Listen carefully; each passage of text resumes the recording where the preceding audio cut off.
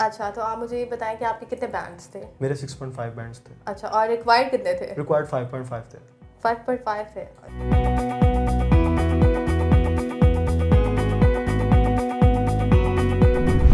अस्सलाम वालेकुम, PNY trainings के साथ मैं आपकी होस्ट खदीजा खलीक एक बार फिर हाजिर हूँ एक नई सक्सेस स्टोरी के साथ। और आज के मेरे सक्सेसफुल गेस्ट हैं मोहम्मद उमर। आज हम इनसे जानेंगे कि इन्होंने PNY ट्रेनिंग से कौन सा कोर्स किया और इनका एक्सपीरियंस कैसा रहा। आइए जानते हैं उमर से। अस्सलाम वालेकुम उमर। वालेकुम अस्सलाम। कैसे हैं आप? अल्हम्दुलिल्लाह। अच्छा उमर, मुझे ये बताएं कि आपने PNY से कौन सा कोर्स किया? मैंने यहाँ से आइल्स किया था। आर्ट्स किया था Yes. आपने? अच्छा, तो क्या पर्पस था आपका और आपको किसी ने सजेस्ट किया PNY में आने के लिए कि खुद से है मतलब? मैंने एक्चुअली फ़ॉरेन में स्टडी के लिए अप्लाई करना था, उसके लिए मुझे आइल्स रिक्वायर्ड था और उससे पहले तक मुझे किसी इंस्टीट्यूट का इतना पता नहीं था। मुझे अच्छा। मेरे एक फ्रेंड ने रिकमेंड किया था हाँ।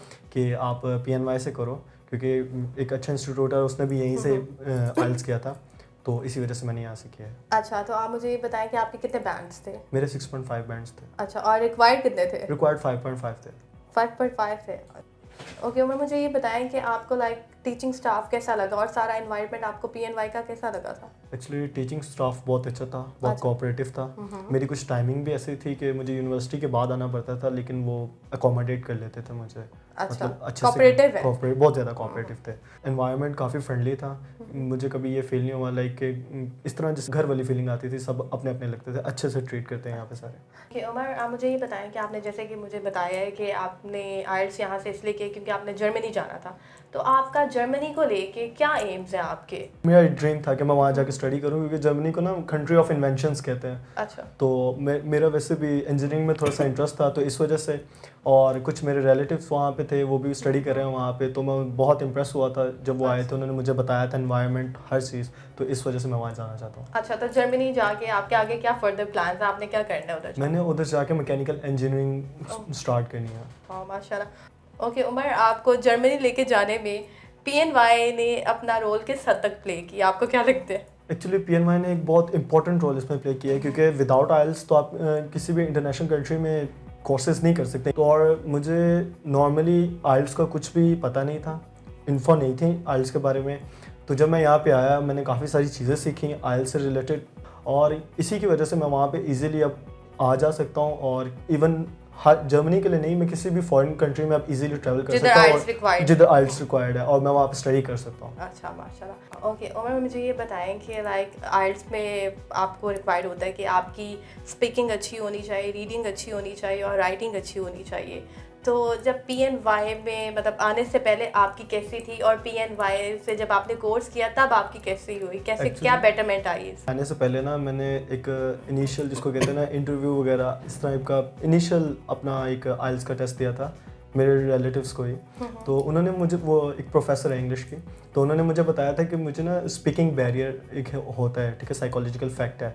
तो वो था, मैं प्रॉपर्ली स्पीक नहीं कर सकता था, क्योंकि ये हमारी वो नहीं है ना, नेटिव लैंग्वेज नहीं है, या एग्जैक्टली नेशनल लैंग्वेज नहीं है बिल्कुल। और राइटिंग में ऐसा था कि मेरी काफ़ी सारी ग्रामेटिकल मिस्टेक्स होती थी, और बाकी लिसनिंग में I was not good at all. और फिर था रीडिंग में तो मैं बिल्कुल ज़ीरो था, let me be very honest. तो यहाँ आने के बाद मैंने बहुत प्रैक्टिस किया है, लिटरली बहुत प्रैक्टिस तो किया। अब कैसी है अब आपकी रीडिंग?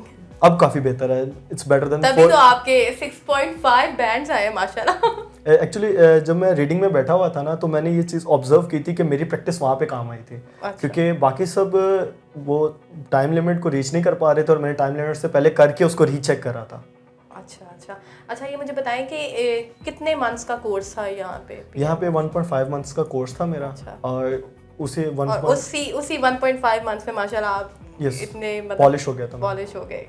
सो उमर, मुझे ये बताएं कि जैसे कि न्यू स्किल्स सीखने में या न्यू कोर्स करने में मुश्किलात आती हैं, ठीक है, हमें दिखता तो सब, हमें देखने में सब लगता है कि बहुत आसान है, लेकिन प्रैक्टिकली इसको करो तो सब मुश्किल ही होता है। तो आपको क्या मुश्किलात पेश आए इस कोर्स को करने पहले? सबसे बिगेस्ट चैलेंज तो मेरे लिए था वो ये था कि मेरी रूटीन बहुत ज़्यादा टफ थी, मैंने सुबह यूनिवर्सिटी जाना होता था, उसके बाद मेरी अपनी फिजिकल एक्टिविटीज़ होती थी, अच्छा और रात को जब मैं बिल्कुल थक जाता था, जो मेरा बेड टाइम होता था, वहाँ उस टाइम मैं यहाँ पे आके स्टडी करता था। अच्छा तो वो मेरे लिए बहुत डिफ़िकल्ट होता था कि मैं अपने मतलब बिल्कुल फोकस कर सकूँ अपनी स्टडीज़ पे। तो ये बहुत डिफ़िकल्ट चैलेंज आप लाइक साथ में आप यूनिवर्सिटी भी कर रहे थे, साथ में ये पार्ट टाइम साथ में मैं अपना फिजिकल एक्टिविटीज़ भी कर रहा था, और साथ में मैं ये आइल्स का कोर्स भी कर रहा था रात के टाइम। एक और चैलेंज मेरे लिए ये था कि इंग्लिश लैंग्वेज ना इतनी अच्छी नहीं थी, ठीक है, बिकॉज नॉर्मल डेज में मुझे कोई इतना बोलना नहीं पड़ता था,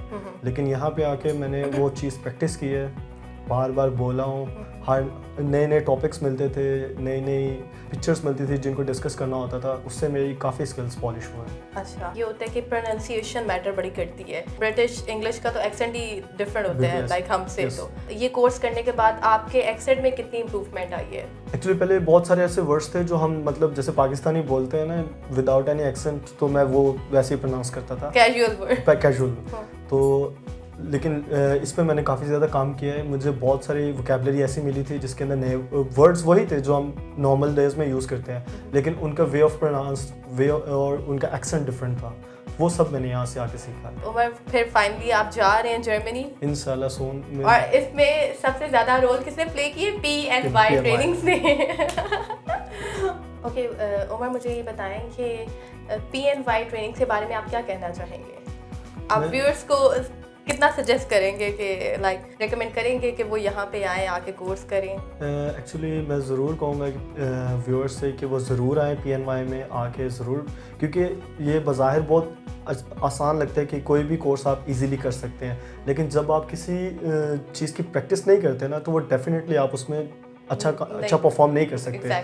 और PNY ने मुझे वो एनवायरनमेंट दिया है, वो मुझे इस तरह से एम्पावर किया है, इस तरह से मुझे सपोर्ट दिया, मोटिवेट किया है कि मैंने लिटरली अगर मैं थोड़ी और प्रैक्टिस कर लेता तो मैं इससे कई ज़्यादा अच्छे बैंड्स ले सकता था, लेकिन ये मेरी अपनी थोड़ी सी एक मिस्टेक थी कि मैंने इतना अच्छे से प्रैक्टिस नहीं किया, लेकिन स्टिल मेरे 6.5 बैंड्स थे, और मैं क्या, मेरे इवन घर वाले भी सब हैरान थे कि how could you do that. But मैंने किया है। मैं सबको यही सजेस्ट करूँगा कि ज़रूर आएँ, विज़िट करें, और जो भी चीज़ है आपको यहाँ पे ज़रूर एक अच्छे एनवायरनमेंट में, एक फ्रेंडली एनवायरनमेंट में मिलेगी, और ये एक अच्छा इंस्टीट्यूट है।